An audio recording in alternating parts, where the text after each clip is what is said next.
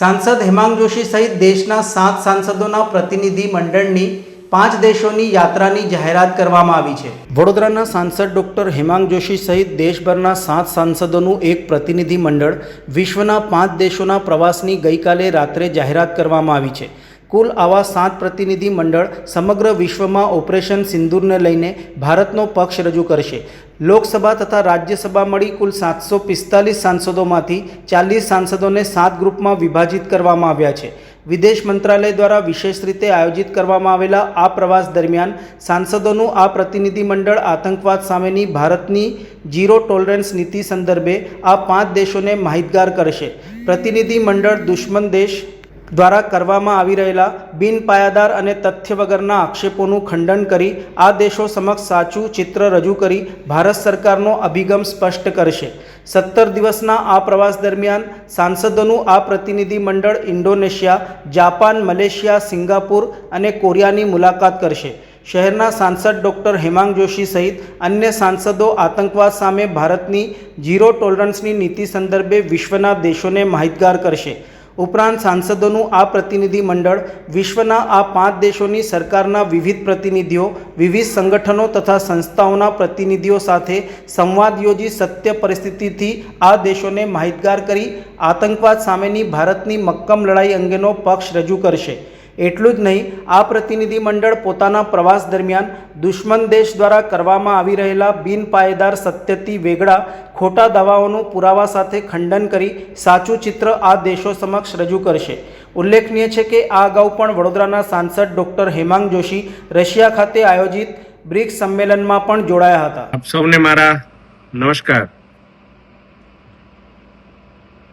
એક નાગરિક તરીકે અને લોકસભામાં માનનીય વડાપ્રધાન શ્રી નરેન્દ્રભાઈ મોદીજી અને એનડીએ સરકારના એક સૈનિક તરીકે, ભારતીય જનતા પાર્ટીના એક કાર્યકર્તા તરીકે મારા માટે આ ખૂબ જ ભાવુક ક્ષણ છે।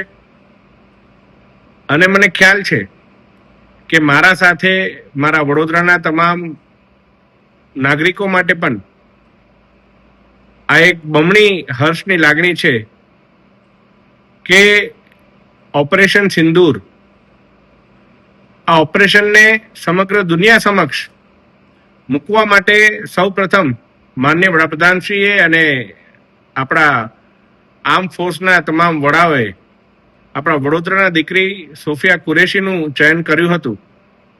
અને હવે જ્યારે ઓલ પાર્ટી ડેલિગેશન એ વિશ્વના દરેક ખૂણે જઈ રહ્યું છે, જેની અંદર જે દુશ્મન દેશો દ્વારા જે ફેક પ્રોપેગેન્ડા ફેલાવવામાં આવ્યો હોય એને પુરાવા સાથે ખંડન કરવા અને ઓપરેશન સિંદૂર દ્વારા આપણી સેનાએ જે પરાક્રમ બતાવ્યું છે એને સમગ્ર દુનિયાની સમક્ષ મૂકવા અને એ વાત કહેવા કે ઓપરેશન સિંદૂર એ માત્ર કોઈ બદલાની ભાવનાથી લેવામાં આવેલું પગલું નહીં, પરંતુ ન્યાય અપાવવા માટેનું પગલું છે।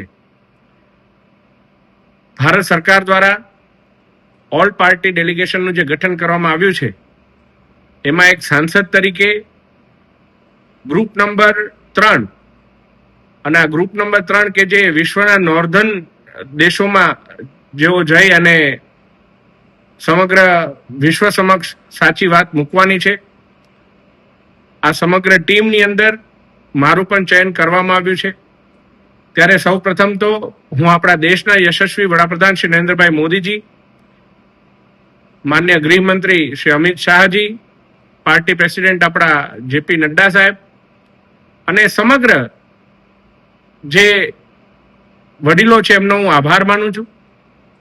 અને સાથે સાથે એક ટીમ મેમ્બર તરીકે અમને જે કોઈ પણ જવાબદારી આપવામાં આવશે એ જવાબદારીને પ્રામાણિકતાથી નિભાવી અને એક એવા અસામાન્ય સંજોગોની અંદર જ્યારે એક નાની ભૂમિકા, એક ખિસકોલી સામી ભૂમિકા જ્યારે ભજવવાનો અમને મોકો મળ્યો છે એ વાતને ખૂબ જ પ્રામાણિકતાથી નિભાવવાનો હું પ્રયાસ કરીશ। એ વાતની